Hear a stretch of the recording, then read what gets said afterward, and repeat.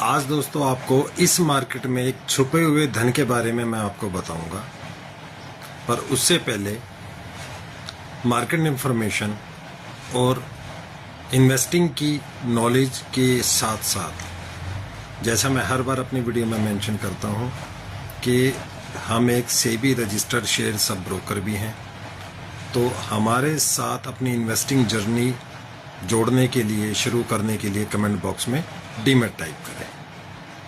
तो सबसे पहले बता दूं कि ये जो वीडियो है, ये जो कंटेंट है, ये जो नॉलेज है, ये सिर्फ इन्वेस्टर्स के लिए है। ट्रेडर इससे दूर रहें।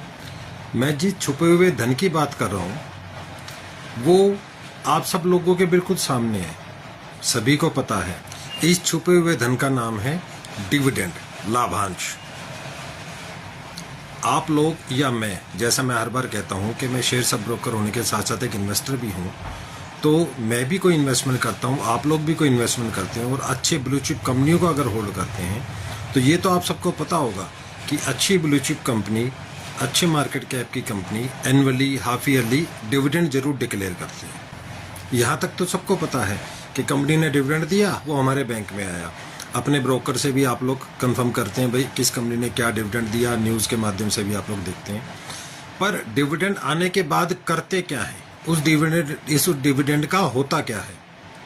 ज़्यादातर केसेस में, मोस्ट ऑफ द केसेस में उस डिविडेंड का क्या होता है, बैंक अकाउंट में गया, कैश में कैश मिला और वो आगे कैश के साथ ही कहीं और यूज़ हो जाता है, अपनी पर्सनल नीड्स में यूज हो जाता है, या फर्दर कहीं और कुछ खर्चे आ रहे हैं उसमें जो है वो यूटिलाइज हो जाता है।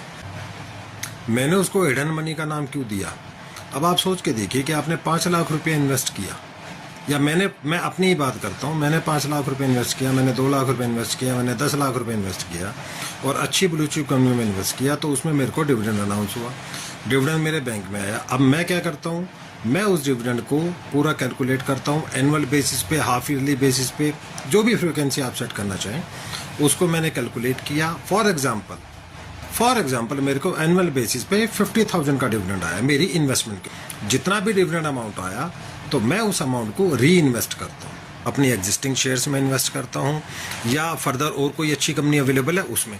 मींस कैश को कैश में मिलने नहीं देता, उस अमाउंट को भी मैं री इन्वेस्ट करता हूँ, क्योंकि वो जो अमाउंट है वो मेरे को डिविडेंड लाभांश के रूप में मिली है। जो प्राइस अप्रिसिएशन आ रहा है वो तो मेरा प्रॉफिट है, बट जो डिविडेंड आ रहा है मैं उसको एक्स्ट्रा प्रॉफिट या एक्स्ट्रा अपनी अर्निंग ना कैलकुलेट करके उसको मैं एक हिडन मनी बना देता हूँ। डिविडेंड आया और आते ही कैलकुलेट करके क्वार्टरली या हाफ ईयरली बेसिस पे जितना अमाउंट आया उठा के उसको री इन्वेस्ट कर दिया।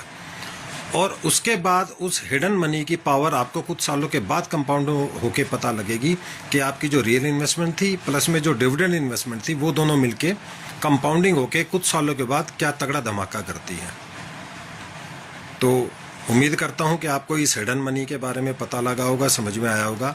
एक और ख़ास बात बता दूं, इस तरीके के जो फार्मूले और ये जो टिप्स होती हैं ना हिडन मनी वाली, ये आपको ई कॉमर्स ब्रोकर्स पे कहीं नहीं मिलेगी। ये आपको सिर्फ मिलेगी कहाँ, जहाँ आप एक सेल्फ एम्प्लॉयड सब ब्रोकर से जुड़ेंगे, उनके एक्सपीरियंस के साथ जुड़ेंगे, जब फेस टू फेस बैठ के इंटरेक्शन करेंगे तब आपको इस तरीके के हिडन फार्मूलेज पता लगेंगे। जानकारी अच्छी लगी हो तो कमेंट करके एक बार ज़रूर बताना। धन्यवाद।